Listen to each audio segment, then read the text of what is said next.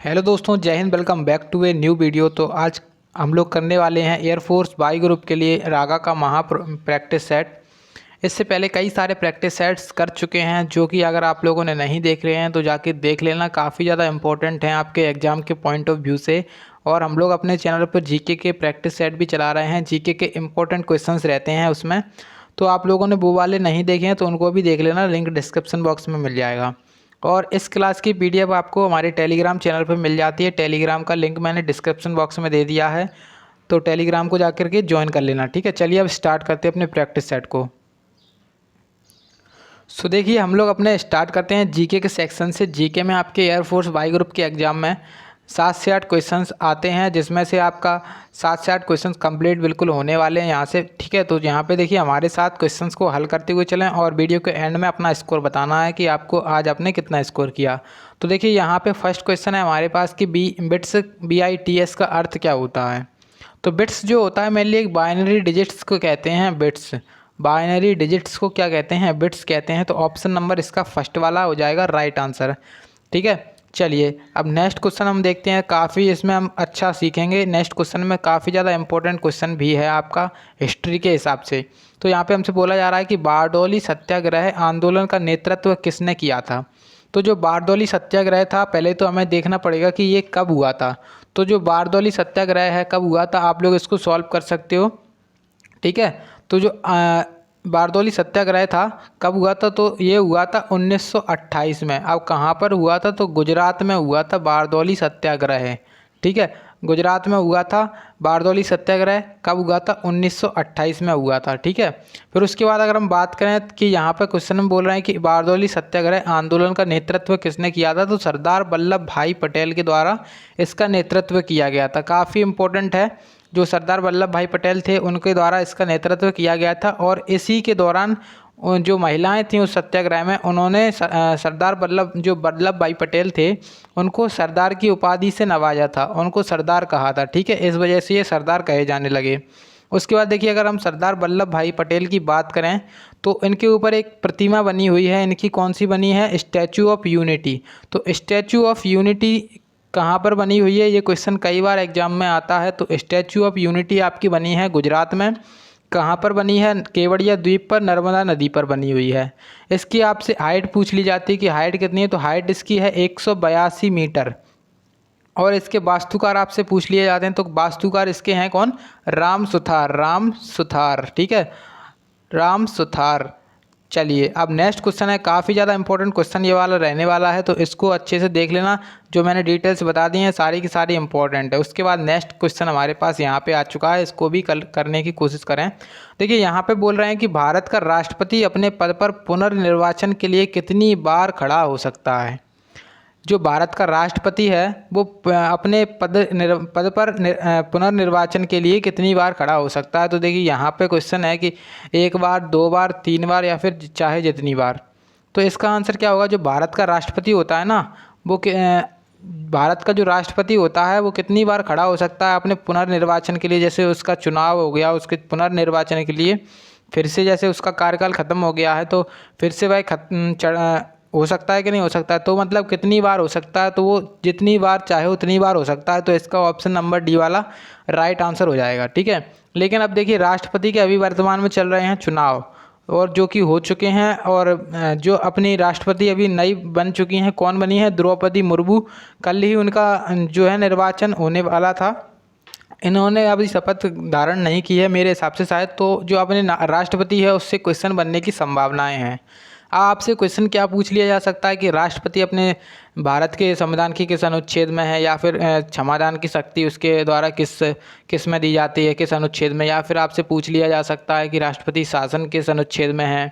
तो इस प्रकार के क्वेश्चंस को हम अच्छे से देखेंगे। सबसे पहले देखिए राष्ट्रपति के बारे में बात करें कि भारत का एक राष्ट्रपति होगा किस अनुच्छेद में है, तो ये अनुच्छेद 52 और 53 में है। ठीक है, भारत का एक राष्ट्रपति होगा। आपको जौन सा ऑप्शन दिखे वो लगा देना। उसके बाद अगर बात की जाए कि क्षमादान की शक्ति, जैसे किसी व्यक्ति को मृत्यु का सुप्रीम कोर्ट ने मृत्यु का आदेश दिया है और राष्ट्रपति उसको क्षमादान की शक्ति दे सकता, मतलब उसको माफ़ कर सकता है। राष्ट्रपति के द्वारा उसको क्षमादान की शक्ति है। अनुच्छेद किस में है? तो अनुच्छेद 72 के अंतर्गत आती है ये। ठीक है, तो इस प्रकार से अनुच्छेद 72 के अंतर्गत आ गई क्षमादान की शक्ति। और नेक्स्ट है कि आपसे पूछा जाए कि जो राष्ट्रपति होता है वो अध्यादेश जारी करने की शक्ति किस अनुच्छेद के तहत आती है, तो राष्ट्रपति की अध्यादेश जारी करने की शक्ति आती है अनुच्छेद 123 के अंतर्गत, यानी कि आर्टिकल जो 123 है उसके अंतर्गत राष्ट्रपति अध्यादेश जारी करता है। नेक्स्ट अपने पास आता है कि राष्ट्रपति शासन, काफ़ी इंपॉर्टेंट है राष्ट्रपति शासन। तो राष्ट्रपति शासन लगता है अनुच्छेद 356 के तहत, ठीक है। उसके बाद राष्ट्रपति जो है ना राज्यसभा में सदस्यों को भी मनोनीत करता है। कितने सदस्यों को मनोनीत करता है? 12 सदस्यों को मनोनीत करता है। तो यहाँ पे ये सारे क्वेश्चन हो गए कंप्लीट, जो कि मैंने राष्ट्रपति से संबंधित आपको बता दिए, ठीक है। चलिए अब नेक्स्ट क्वेश्चन है, इसको भी हल करने की कोशिश करें। अब यहाँ पे देखिए बोल रहे हैं हमसे कि भारतीय उपद्रव के पिता किसे कहा जाता है। तो यहाँ पे 4 ऑप्शन है कि अनंत सिंह, बाल गंगाधर तिलक, भगत सिंह या फिर दादा भाई नौरोजी। तो यहाँ पे इसका आंसर क्या होने वाला है? जो भारतीय उपद्रव के पिता हैं उन्हें किसे कहा जाता है? तो जो बाल गंगाधर तिलक थे उनको भारतीय उपद्रव के पिता कहा जाता है। इनको ही भारतीय अशांति का भी जनक कहते हैं। किसकी? भारत की अशांति का भी जनक किसे कहते हैं? बाल गंगाधर तिलक को, ठीक है। तो यहाँ पे इसका क्वेश्चन का आंसर हो गया ऑप्शन बी। अब नेक्स्ट क्वेश्चन देखते हैं हम। नेक्स्ट क्वेश्चन भी काफ़ी ज़्यादा इंपॉर्टेंट है कि निम्नलिखित में से कौन सा क्षेत्र उष्णकटिबंधीय सदाबहार वन से ढका हुआ है। जो उष्णकटिबंधीय सदाबहार वन से ढका रहने वाला कौन सा क्षेत्र है? यहाँ पे 4 ऑप्शन है कि पूर्वी घाट, विंध्याचल या फिर पश्चिमी घाट या फिर अरावली। तो जो पश्चिमी घाट है अपना, पश्चिमी घाट है ना, वो सदाबहार वनों से ढका हुआ है, उष्णकटिबंधीय वनों से, सदाबहार वनों से, उष्णकटिबंधीय वनों से ढका हुआ है जो अपना पश्चिमी घाट है। तो पश्चिमी घाट इसका आंसर हो जाएगा, पश्चिमी घाट, ठीक है। अब आप लोग मुझे बताना कि पश्चिमी घाट पर कितने राज्य आते हैं। पश्चिमी घाट पर कितने राज्य आते हैं कमेंट बॉक्स में ज़रूर बताना। और आपको ये भी बताना है कि सबसे लंबी तटीय सीमा किस राज्य की है। भारत के किस राज्य की सबसे लंबी तटीय सीमा है, ठीक है। उसके बाद चलिए नेक्स्ट क्वेश्चन हमारे पास आता है कि इसमें बोल रहे हैं कि अकबरनामा किसके द्वारा लिखी गई है। तो काफ़ी इंपॉर्टेंट क्वेश्चन है और इससे संबंधित जो भी 2-3 बुक होंगी वो मैं आपको बता दूंगा। तो यहाँ पे बोल रहे हैं कि अकबरनामा जो बुक है वो किसके द्वारा लिखी गई है। तो यहाँ पे 4 ऑप्शन है, अबुल फजल, फैज़ी या फिर रहीम या फिर अब्दुल कादिर। तो यहाँ पे इसका आंसर क्या होगा? अकबरनामा जो है ना वो अबुल फजल के द्वारा लिखी गई है। ऑप्शन नंबर फर्स्ट वाला इसका राइट आंसर हो जाएगा, ठीक है। चलिए अब नेक्स्ट क्वेश्चन हम जैसे इसके संबंधित कुछ और भी फैक्ट हैं, जैसे अकबरनामा तो हो गई, ये अकबर नामा किसने लिखी है? अबुल फजल ने लिखी है। अब देखिए बाबरनामा की बात करी जाए तो बाबरनामा बाबर के द्वारा ऐसे करके लिखी गई है।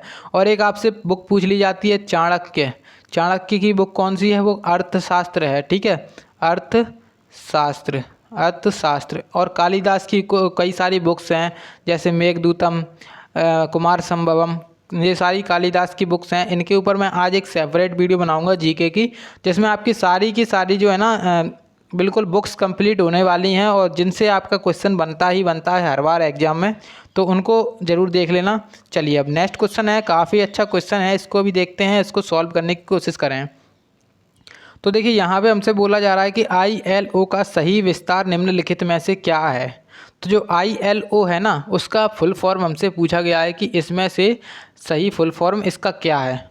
तो यहाँ पे ILO का सही फुल फॉर्म क्या है? तो यहाँ पे जो है ना option number D, option number D में हमें क्या दिख रहा है? जो इंटरनेशनल लेबर ऑर्गेनाइजेशन, इंटरनेशनल अंतर्राष्ट्रीय श्रम संगठन जो है ना इसका फुल फॉर्म है इंटरनेशनल लेबर ऑर्गेनाइजेशन। अब इसका मुख्यालय की अगर हम बात करें, कई बार क्या होता है मुख्यालय भी आपसे पूछ लिए जाते हैं, ठीक है। तो मुख्यालय इसका कहाँ पर है? तो मुख्यालय इसका है स्विट्जरलैंड, यानी कि जेनेवा स्विट्जरलैंड में, जेनेवा स्विट्जरलैंड में। अब आपको मुझे कमेंट बॉक्स में बताना है कि WTO का मुख्यालय कहाँ है, WTO का मुख्यालय कहाँ है और इसकी वर्तमान में अध्यक्ष कौन है, ठीक है।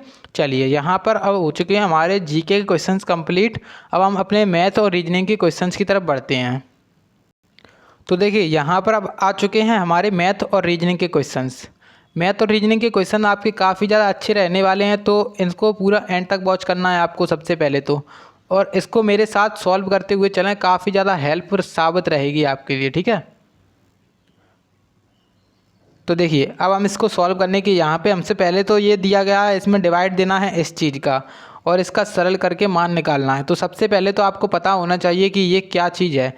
ये तो आपको जैसे यहाँ पे एक चीज़ पता होनी चाहिए कि जब आप इस क्वेश्चन की प्रैक्टिस करते हो, बहुत आसान क्वेश्चंस होते हैं। यहाँ पे देखिए, जब आप इसको लिखोगे ऐसे, √41 प्लस रूट कितना है 7 बटे √41 माइनस √7। तो यहाँ पे जब आपने देखा तो यहाँ पे जो होता है परिमेयकरण होता है। परिमेयकरण यानी कि जो अपना हर होता है, हर नीचे वाला होता है, उसका क्या होता है, रेशनलाइजेशन होता है। ठीक है, तो यहाँ पे जब इसका रेशनलाइजेशन करते हैं तो क्या होता है, इनके चिन्ह चेंज हो जाते हैं आपस में। तो यहाँ पे जब इसका मल्टीप्लाई करेंगे तो √41 प्लस, यहाँ पे जो नीचे वाला माइनस का था वो यहाँ पे ऊपर जाकर प्लस का हो जाएगा, √41 प्लस √7। उसी प्रकार से यही नीचे चलेगा, तो √41 प्लस √7। अब यहाँ पे क्या कराएंगे, इसका गुणा कर देंगे। तो इसका जब गुणा किया जाएगा तो एक बार ये क्या है, प्लस में है और एक बार माइनस में, तो ये एक फॉर्मूला बन रहा है a² माइनस b²। तो इस प्रकार का ये नीचे वाला फॉर्मूला बन गया है। और ये ऊपर वाला फॉर्मूला भी बन रहा है, वो किसका बन रहा है, तो ये ऊपर वाला जो फॉर्मूला बनेगा वो बनेगा अपना a + b का होल स्क्वायर। ठीक है, तो इस प्रकार से जब हम इसको सॉल्व करते हैं तो नीचे वाली इक्वेशन किस प्रकार से आएगी, a² यानी कि 41 में से 7 का स्क्वायर यानी कि √7 का स्क्वायर चला जाएगा, यानी कि तो कितना बचेगा, 41 में से 7 जाएंगे तो कितने बचे हमारे पास, 41 में से जैसे हमने 7 घटाया तो बचेंगे 34।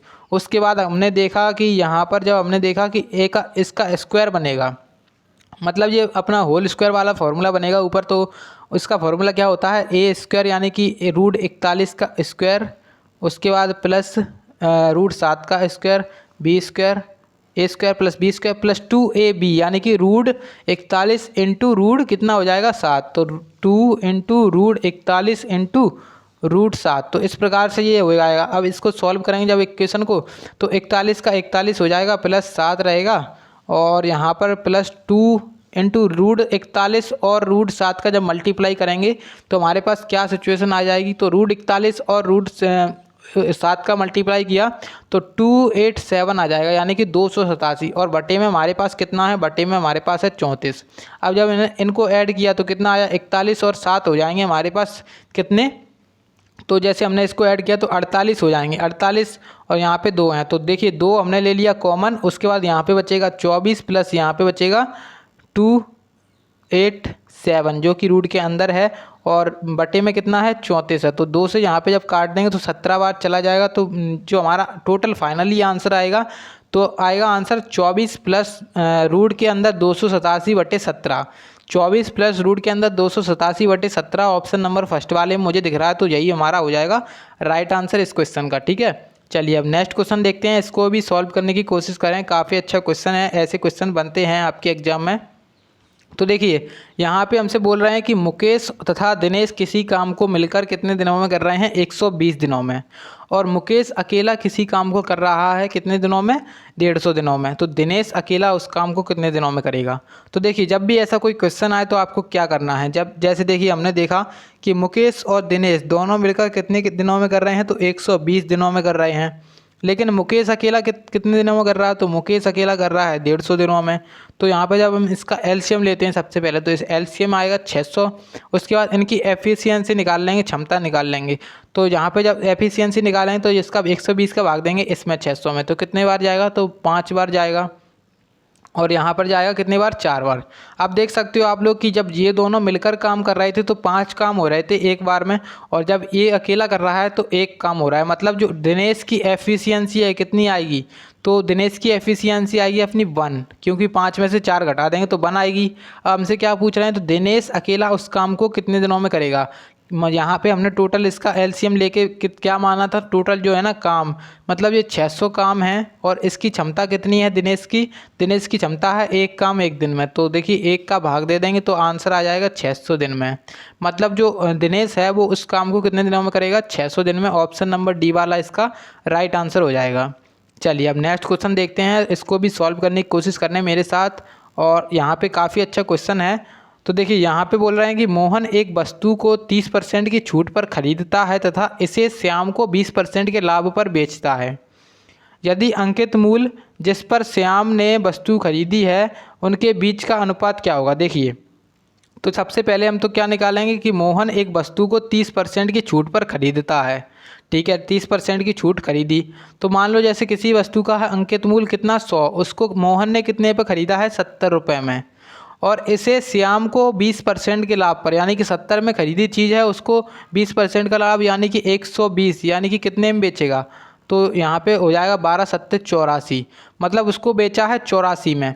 अब हमसे क्या पूछ रहे हैं, तो अंकित मूल्य तथा जिस मूल्य पर श्याम ने वस्तु को खरीदा है, श्याम ने वस्तु को कितने रुपए में खरीदा है 84 रुपये में, तो उनके बीच का अनुपात क्या है। अंकित मूल्य कितना था, अंकित मूल्य था 100 रुपये, उसको हमने 84 रुपये में किसे बेचा है, यानी कि जो मार्केट रुपीज़ प्राइस थी MRP थी वो 100 रुपये की थी, आपको 84 रुपये में आपने किसी को बेच दिया है। पहले तो आपने 30% की छूट पर यानी कि 70 रुपये में ख़रीदा था उसको, और आपने उसको क्या किया, उस पर 20% का लाभ लेकर के 84 रुपये में उसको बेच दिया।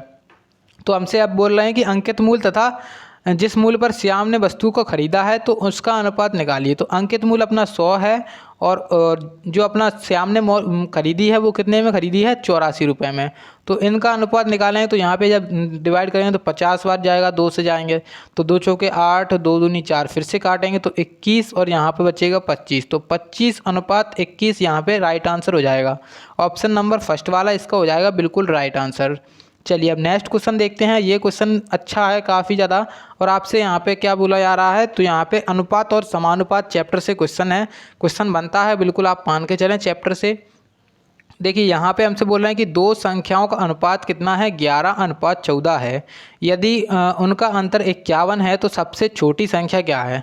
देखिए यहाँ पर हमें क्या करना पड़ेगा, जब इनका डिफरेंस कितना दिया गया है, हमें डिफरेंस दिया गया है कितना, तो डिफरेंस दिया गया है यहाँ पे हमें 51, और यहाँ पे हमें संख्याएं भी दी गई हैं, इनका रेशियो दिया गया है। लेकिन तो संख्याओं का रेशियो है, इनका डिफरेंस कितना है, तो इनका डिफरेंस 3x है, क्योंकि रेशियो में x ही मान लेते हैं हम। 3x बराबर कितना है 51 के बराबर है। तो हमें क्या निकालना है, x का मान निकालना है पहले। तो 17 दूनी 34, 17 51 होता है। अब देखिए हमसे क्या बोल रहे हैं कि सबसे छोटी संख्या यानी कि 11x का मान निकालना है। तो 11x का मान निकालने के लिए x का जगह पे रख देंगे 17, तो 17 को रकम है तो 17 एकम 17, और फिर 17 एकम 17, और ये कितना हो जाएगा 18। तो 187 जो है ना x का, यानी कि 11x का मान आ जाएगा, छोटी संख्या का मान आ जाएगा। ऑप्शन नंबर ए इसका राइट आंसर हो जाएगा। चलिए अब अगला क्वेश्चन देखते हैं। तो यहाँ पे जब हमने देखा अगला क्वेश्चन, तो इसमें बोल रहे हैं कि 10 क्रमागत सम संख्याओं का औसत है कितना, 10 क्रमागत सम संख्याओं का औसत है 11, और यदि 10 संख्याओं में से सबसे छोटी संख्या हमें बतानी है कि कौन सी है। तो देखिए सबसे पहले तो हम 10 संख्याएं निकालेंगे कि 10 संख्याएं कौन कौन सी हो सकती हैं। तो 10 संख्याएं जैसे हमने देखी कि पहले ऐसे मान सकते हो आप लोग, एक मान ली x क्या है, सम संख्याएं हैं तो x+2 मान लो, फिर उसके बाद x+2, फिर x+4, ऐसे आपको कहाँ तक मानना है, x+20 तक मानना है। ठीक है, x+20 तक मानना है। तो यहाँ पे आपकी हो जाएंगी 10 क्रमागत सम संख्याएं। उसके बाद हमसे क्या कह रहे हैं, इनका जो है ना औसत कितना दिया गया है 11। अब देखिए इन संख्याओं का औसत क्या होता है, इनके बीच वाली संख्या होती है। तो जब यहाँ पे एक x प्लस कितना आएगा, एक तो आएगा 8 और एक आएगा x+10। तो यहाँ पे जब इनके बीच का औसत निकालें तो यहाँ पे एक संख्या निकल के आएगी x+9। तो x+9 यानी कि औसत है, और औसत हमें कितना दिया गया है, औसत हमें दिया गया है 11। तो जब हमने इसको घटाया तो x+9 का मान कितना है, तो x+9 का मान है 11 के बराबर। तो x का मान कितना हो जाएगा 11 - 9, यानी कि x का मान आ जाएगा 2 के बराबर। तो मतलब जो सबसे छोटी संख्या है यानी कि ये वाली संख्या है वो कौन सी है, सबसे छोटी संख्या 2 है। ऑप्शन नंबर डी वाला इसका राइट आंसर है। चलिए अब नेक्स्ट क्वेश्चन देखते हैं, इसको भी अच्छे से हल करने की कोशिश करें। यहाँ पे बोल रहे हैं कि एक व्यक्ति अपनी आय का 75% खर्च कर देता है तथा बाकी बचाता है। यदि उसकी आय कितनी है 50% बढ़ती है तथा खर्च में 80% बढ़ जाता है तो उसकी बचत में कितने प्रतिशत परिवर्तन होगा। तो देखिए आप मान लो कि उसकी आय इनकम कितनी है 100 रुपये है। जैसे 100 रुपये उसकी इनकम है, उसमें से 75% यानी कि 75 रुपये खर्च कर देता है तो कितना बचा रहा है 25 रुपये बचाएगा। उसके बाद क्या कह रहे हैं, यदि उसकी आय में 50% की वृद्धि हो जाती है, यानी कि उसकी जो आय पहले कितनी थी, 100 की थी, तो अब 150 हो गई है अब बाद में, ठीक है।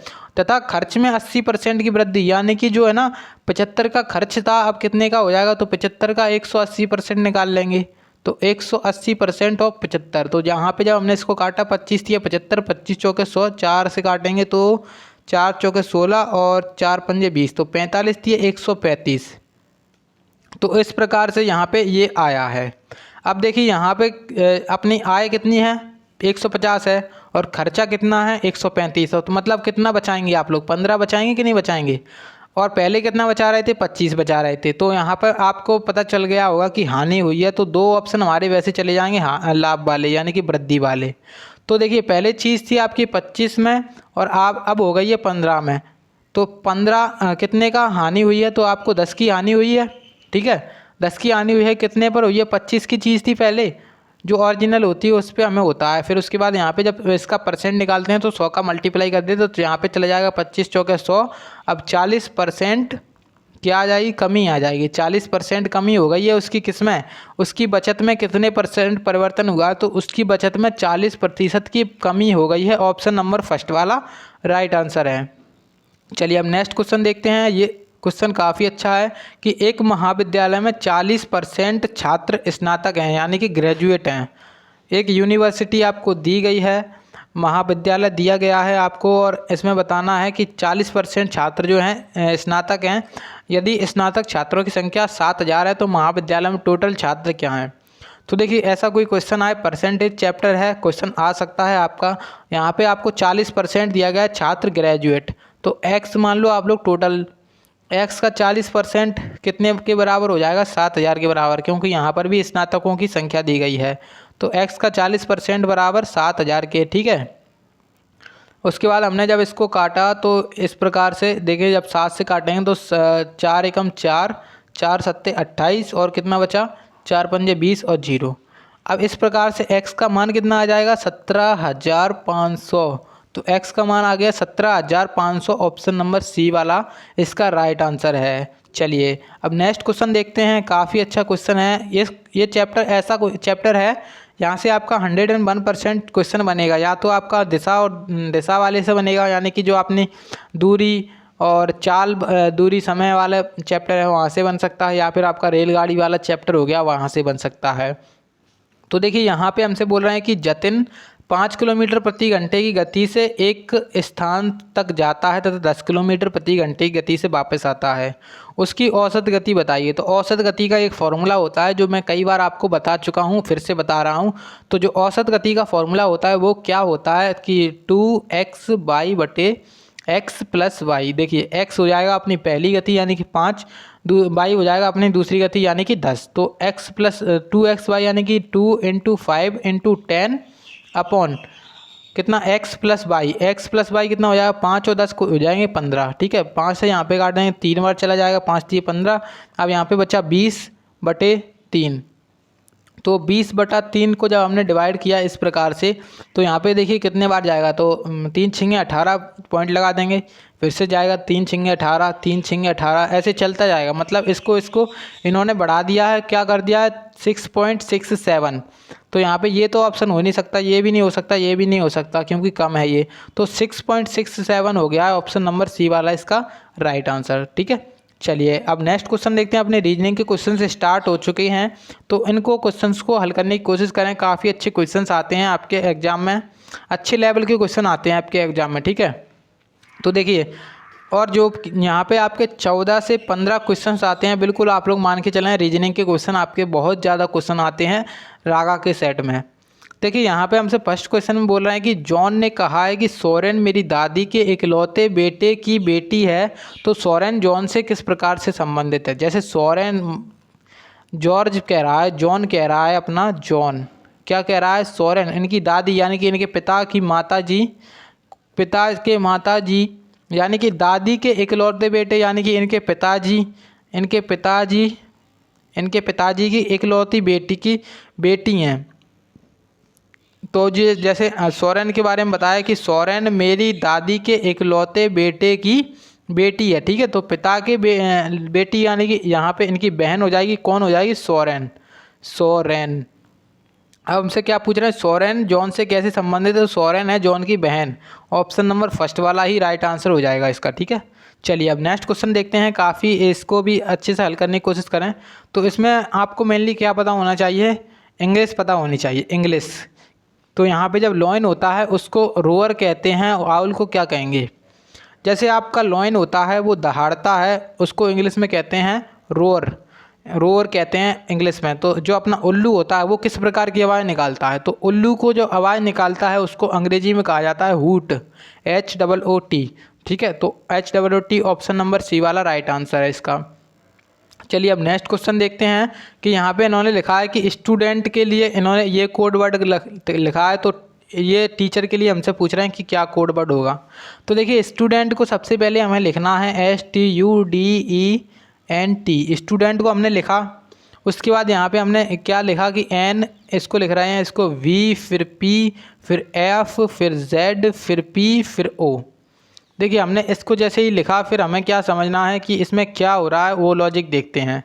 तो जैसे हमने देखा N अपना आता है 19 पे, और यहाँ पे जो अपना S आता है 19 पे, N आता है 14 पे। मतलब पहली स्टेप में इन्होंने -5 किया है। दूसरी स्टेप में देखा तो I आता है 20 पे, J आता है 22 पे, तो यहाँ पे +2 किया है। फिर थर्ड स्टेप में देखा तो ये U आता है 21 पे, और P आता है अपना कितने पर, P आता है अपना 16 पे, तो यहाँ पर भी -5 किया है। अब हमें समझ में आ गया कि -5 + 2, -5 + 2, देख सकते हो आप लोग, यहाँ पे +2, यहाँ पे -5 + 2। तो इस प्रकार से सीरीज चली आ रही है, इस सीरीज को हम टीचर में फॉलो करेंगे, ठीक है। तो टीचर को लिखेंगे TEACHER। तो टीचर को हमने लिखा, जैसे टीचर को T आता है 20 पे, और 20 में हमने क्या किया है, -5 किया है, तो O आ जाएगा। तो हमारे दो ऑप्शन तो वैसे ही चलेगा ये वाले। उसके बाद ई में हम दो जोड़ेंगे, क्योंकि यहाँ पे -5 किया है तो अगले में +2 करना पड़ेगा, और जैसे ही 2 जोड़ा तो आ गया अपना ई और 2, यानी कि 5 और 2 7, 7 पे आता है जी। तो ऑप्शन नंबर फर्स्ट वाला राइट आंसर हो जाएगा, ये वाला भी गलत हो गया हमारा। तो फर्स्ट वाला राइट आंसर है, और चेक करने की भी ज़रूरत नहीं पड़ेगी।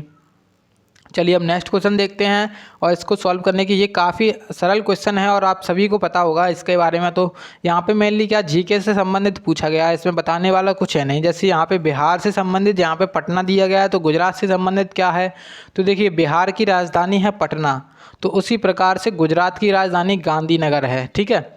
अब देखिए यहाँ पर बिहार और पटना, तो बिहार के CM कौन है वर्तमान में, तो नीतीश कुमार हैं। अब आप लोग मुझे कमेंट बॉक्स में बताना कि गुजरात के वर्तमान में CM कौन है, क्योंकि आपसे क्वेश्चन पूछ सकता है एग्जामिनर की CM कौन है इस राज्य के, तो आप सभी को पता होने चाहिए, ठीक है।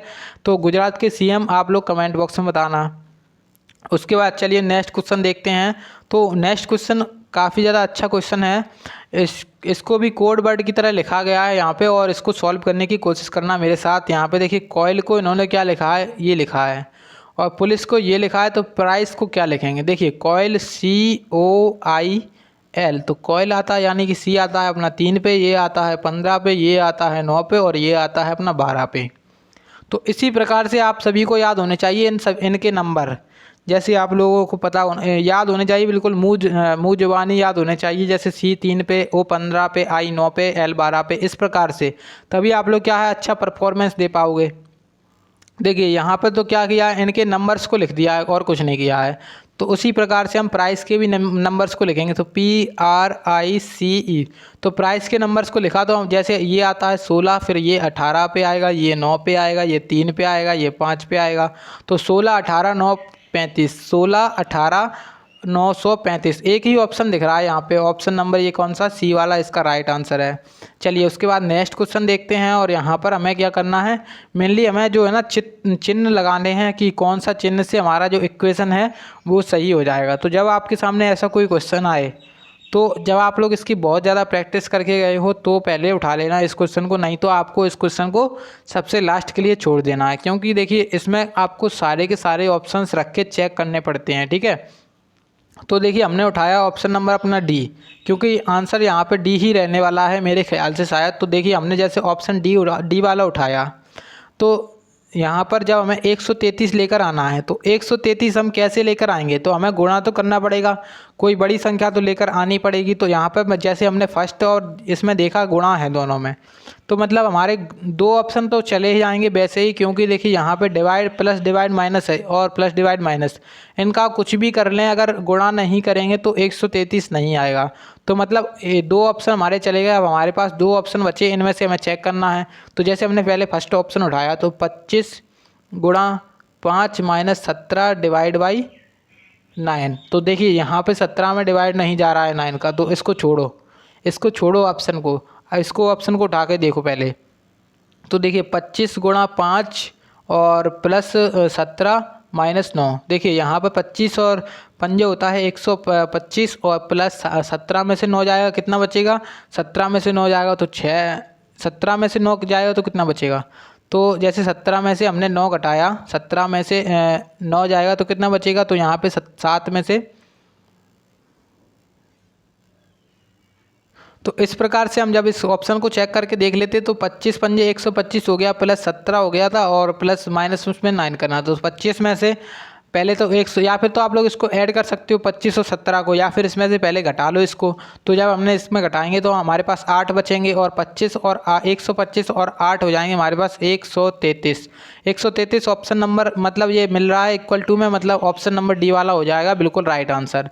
उसके बाद अब चलिए नेक्स्ट क्वेश्चन देखते हैं। इसमें क्या कह रहे हैं कि निम्नलिखित में से प्रश्न में से विकल्पों में से विषम संख्या को चुनिए, यानी कि इसमें ऑड वन आउट बताना है। तो ऑड वन आउट क्या होता है, इसमें तो देखते ही पता चल गया कि ऑड वन आउट क्या है। ऑड वन आउट इसमें देखिए सबसे पहले तो हमने देखा इसको इसको इसको, तो तीनों जो है ना किसी ना अपने जो है ना, ये तीनों क्या हैं, ये तीनों अभाज्य संख्याएं हैं, प्राइम नंबर्स हैं, कटेंगी नहीं किसी से। लेकिन जब हमने इसको देखा तो ये 69 हो गया और ये हमारा कटने चाहिए, ये कटेगा। देखिए 3 से कट रहा है, 3 तरक का 9, 3 दूनी 6, 3 तरक का 9। तो इस प्रकार से ये हो जाएगा हमारा ऑड वन आउट, और आप सबको काट सकते हो, कटेंगे नहीं बिल्कुल, ठीक है। तो इस प्रकार से अब हम और रीजनिंग के नॉन वर्बल को स्टार्ट करते हैं। तो देखिए अब रीजनिंग में हमारा नॉन वर्बल का आ चुका है और इसमें बोल रहा है कि उस आकृति का चयन कीजिए जो निम्नलिखित आकृति श्रृंखला में अगले स्थान पर आएगी। यहाँ पे देखिए फर्स्ट सेकंड थर्ड फोर्थ, अब जो आपको 5 आकृति है वो बतानी है। देखिए पहले में क्या किया है इन्होंने, इसको जो है ना, ये पहले तो त्रिभुज वाला देखेंगे हम, त्रिभुज को इधर खिसकाया है पहली स्टेप में, और इसको डार्क था पहले तो अनडार्क कर दिया, फिर अनडार्क को फिर से डार्क कर दिया, फिर यहाँ पे खिसक गया। तो अगली स्टेप में जो त्रिभुज है वो अपना कहाँ पर आना चाहिए, इस वाले कॉर्नर पे, लेफ्ट वाले नीचे कॉर्नर पे आना चाहिए, ठीक है। और यहाँ पर जब हमने त्रिभुज को देखा, त्रिभुज को देख लिया, अब हमने तीर को देखेंगे। तो तीर को जैसे हमने देखा तो तीर में देखिए यहाँ पे इसमें ऐसे तीर था और ये ऐसे हो गया, तो मतलब इस प्रकार से घूम गया है 90 डिग्री, और डार्क अनडार्क है, तो ये ठीक है। तो इस प्रकार से अब फिर से 90 डिग्री घूम गया है, तो इस प्रकार का हो गया है, और फिर से इस प्रकार का हो गया। अब तो ऊपर के साइड होगा अगली स्टेप में, और ऊपर के साइड किस तरीके से होगा, तो ऊपर के साइड देखिए यहाँ पे था और यहाँ पे नीचे पहुँच गया, यहाँ पे इस तरफ पहुँच गया, यहाँ पे इस तरफ पहुँच गया, तो अगली स्टेप में यहाँ पे आएगा, ठीक है। और ये अपना त्रिभुज कहाँ पे आएगा, नीचे वाले कॉर्नर पे, और डार्क आएगा। चलिए देखते हैं किस में है, तो डार्क त्रिभुज आएगा और तीर आएगा हल्का। तो ऑप्शन हमने देखा, तो देखिए यहाँ पर हमें दिखा ऑप्शन, तो ये वाला डार्क त्रिभुज है बिल्कुल सही, और तीर हल्का है ये भी बिल्कुल सही है, ठीक है। तो यहाँ पे ऑप्शन नंबर सी वाला इसका राइट आंसर हो गया। ये क्यों नहीं हुआ, क्योंकि यहाँ पर डार्क त्रिभुज नहीं है और इसमें त्रिभुज की पोजीशन चेंज नहीं की है, तो ये गलत हो गया, और इसमें इसकी डायरेक्शन चेंज कर दी है, तो ये भी गलत हो गया। ऑप्शन नंबर सी इसका राइट आंसर हो गया। उसके बाद नेक्स्ट क्वेश्चन है, इसमें देखिए यहाँ पर बोल रहे हैं हमसे मेनली कि जो लुप्त संख्या है उसके बारे में बताएँ। जो आपको क्वेश्चन मार्क के स्थान पर दी गई संख्या है उसका बताइए कि इसका आंसर क्या होने वाला है। तो देखिए हमने जैसे देखा 18, 28, 50, 17, 13, 11, 26, 27 क्वेश्चन मार्क। तो देखिए यहाँ पर जब हम इसको देखते हैं तो 17 और 18 और 17 को देखा हमने, तो 18 को जब हमने देखी ये आधा किया, 18 को आधा कितना हो जाएगा 9, और उसमें अगर 17 को ऐड करेंगे हम तो कितना आ जाएगा 26 आ जाएगा, ठीक है। तो इस प्रकार से यहाँ पे जो 26 लिखा है, तो इस प्रकार का ये लॉजिक लग गया है इसमें। अगर देखिए यहाँ पर 28 है, 28 में हम कितना ऐड करें, 28 को यहाँ पे पहले तो आधा करना पड़ेगा, तो 14 हो जाएगा, और इसमें 13 को ऐड करें तो हो जाएगा 27। तो मतलब ये लॉजिक बिल्कुल काम कर गया है। तो यहाँ पे अब इसमें क्या करेंगे, अगला जो है ना इसमें देखेंगे, तो 50 का आधा हो जाएगा 25, और 25 और 11 होते हैं अपने पास कितने, 25 और 11 हो जाएंगे 36। ऑप्शन नंबर बी वाला इसका राइट आंसर हो जाएगा। चलिए अब नेक्स्ट क्वेश्चन है। ये क्वेश्चन देखिए, ये कौन सा क्वेश्चन, एक तो ये वाला क्वेश्चन और एक ये वाला क्वेश्चन, आपके 1 से 2 क्वेश्चन बनते हैं बिल्कुल। ये वाले सीरीज वाले तो क्वेश्चन 2 से 3 भी बन जाते हैं कभी कभार, क्या होता है, लेकिन ये वाला क्वेश्चन एक बनता है और काफ़ी अच्छी लेवल का बनता है क्वेश्चन। और देखिए यहाँ पर अब हमसे अगले क्वेश्चन बोल रहे हैं सीरीज में, इसमें बोल रहे हैं कि 116, 128, 140, 170 और यहाँ पर 200। अगले स्टेप में क्या आएगा, यानी क्वेश्चन मार्क के स्थान पर सबसे पहले हमें लिखना है 116, फिर उसके बाद 128, फिर उसके बाद क्या लिखा है इन्होंने 146, फिर उसके बाद 170, फिर उसके बाद 200। अब देखिए हम बता चुके हैं कई बार कि इसमें डिफरेंस मेथड बहुत बढ़िया मेथड रहता है, तो इनका डिफरेंस लेंगे हम। तो इनमें देखिए यहाँ पर जब डिफरेंस लिया तो यहाँ पे बचा 2, यहाँ पे बचा 1, यानी कि 12 का डिफरेंस। इनका डिफरेंस लिया हमने तो यहाँ पे 16 में से 8 जाएगा तो 8 बचेगा और यहाँ पे 1, यानी कि 18 का डिफरेंस। उसके बाद अगर हमने यहाँ पर देखा तो यहाँ पे कितने का डिफरेंस होने वाला है, तो देखिए यहाँ पर जब हमने इसका डिफरेंस देखा तो यहाँ पर डिफरेंस रहेगा 24 का। देख सकते हो आप लोग 24 का डिफरेंस है। यहाँ पर कितने का डिफरेंस रहेगा, तो यहाँ पर जब हमने देखा डिफरेंस तो कितने का आएगा, 30 का आएगा डिफरेंस। तो अब हमें समझ में आ गया कि जो हमारी 6 की टेबल है वो चल रही है, 6 की टेबल है वो चल रही है। यानी कि देखिए यहाँ पर 6 दूनी 12, 36 18, 6 चौके 24, 6 पंजे 30, अब आएगा 36 का डिफरेंस। यानी कि अब 100 जो अपनी 200 है ना, उसमें क्या जोड़ना पड़ेगा, 36 जोड़ना पड़ेगा। तो 36 जब जोड़ेंगे इसमें कितना आ जाएगा, 236। 236 किस ऑप्शन में है, ऑप्शन नंबर डी में है। तो इस तरीके से ऑप्शन नंबर डी वाला इसका राइट आंसर है। उसके बाद देखिए यहाँ पर अब नॉन वर्बल के स्टार्ट हो चुके हैं और फिर से नॉन वर्बल थोड़े बहुत क्वेश्चन 5-6 क्वेश्चन आते हैं लगभग आपके नॉन वर्बल से। देखिए यहाँ पे आपको क्या बताना है, क्वेश्चन मार्क की जो लास्ट वाली आकृति है वो बतानी है मेनली। तो लास्ट वाली आकृति को बताएंगे हम। इसको देखते हैं। पहली स्टेप में इन्होंने क्या किया, पहले कुछ इस प्रकार की आकृति थी, उसके बाद अगली स्टेप में इन्होंने इधर की बढ़ा दी है, फिर अगली स्टेप में इन्हें इधर की बढ़ा दी है, तो अगली स्टेप में एक ऊपर की ओर बढ़ा देंगे। तो एक ऊपर की ओर बढ़ा देंगे। अब देखते हैं किस ऑप्शन में, तो ऑप्शन नंबर फर्स्ट वाला दिखा मुझे, तो ऑप्शन नंबर फर्स्ट वाला इसका राइट आंसर हो जाएगा। उसके बाद नेक्स्ट क्वेश्चन देखते हैं और पहले इसको पढ़ लेते हैं। पढ़ना क्या है यहाँ पे आपको बताना है, मेनली क्वेश्चन मार्क के स्थान पर ही क्या आएगा। तो क्वेश्चन मार्क के स्थान पर संख्या बतानी है। देखिए जब हमने देखा इसको फर्स्ट को और थर्ड को, मेनली ऐसे क्वेश्चंस में आपको पेयर बना लेना है और कुछ नहीं करना है, पेयर बना लो और काम हो गया। तो इसमें क्या है, फर्स्ट और थर्ड को देखा हमने, तो फर्स्ट और थर्ड में क्या हुआ है, पहले तो इसमें अपोजिट हो गया है, मतलब ऊपर वाला था इधर का साइड वाला हो गया है इस प्रकार से, ठीक है। और तो जो अपना इस पर ये वाला होगा सेकंड वाला, वो फोर्थ के अपोजिट होगा, यानी कि जो अपना ये खाली पोर्शन है ये वाला भर जाएगा और ऊपर वाला खाली हो जाएगा। तो मतलब ये वाला भर गया, ऊपर वाला खाली हो गया, तो ऑप्शन नंबर ये फर्स्ट वाला इसका राइट आंसर हो गया, बिल्कुल ठीक है।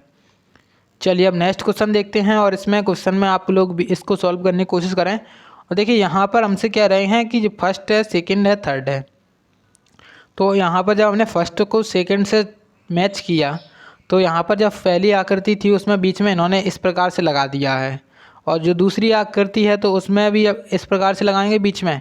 तो देखिए यहाँ पर कौन सा ऑप्शन कट गया हमारा, तो देखिए एक तो ये चला गया क्योंकि इसमें जो इसके पैर थे लंबे थे और इसने बिल्कुल छोटे कर दिए हैं, तो ये कट गया। उसके बाद ये वाला भी कट गया क्योंकि इसमें बीच में लाइन नहीं बनाई है इसने, और उसके बाद इसमें एक खड़ी लाइन बना दी, तो ये भी गलत। तो ऑप्शन नंबर जो सी वाला है वो इसका राइट आंसर है। चलिए अब नेक्स्ट क्वेश्चन देखते हैं और इसमें देखते हैं कि क्या कर रहे हैं। तो देखिए यहाँ पर जब हमने देखा इसका अगला क्वेश्चन, तो इसमें देखिए त्रिभुज था सीधा, उसको किया है इन्होंने उल्टा। तो अब उसी प्रकार से इस प्रकार की हमारी आकृति है वो कुछ इस प्रकार से हो जाएगी, तो जो अपनी उल्टी हो जाएगी आकृति। तो इस प्रकार की आकृति किस ऑप्शन में दिख रही है, option number B. Option number 20 का राइट आंसर हो जाएगा, ठीक है। चलिए अब लास्ट क्वेश्चन देखते हैं और इसमें हमसे पूछ रहे हैं कि निम्नलिखित प्रश्न में 4 आकृतियां दी गई हैं, इन 4 आकृतियों में से 3 आकृतियां कुछ हद तक सदृश हैं, तो एक अलग आकृति का चयन करें। तो यहाँ पे सबसे क्या करना है, मेनली आपको ऑड वन आउट बताना है।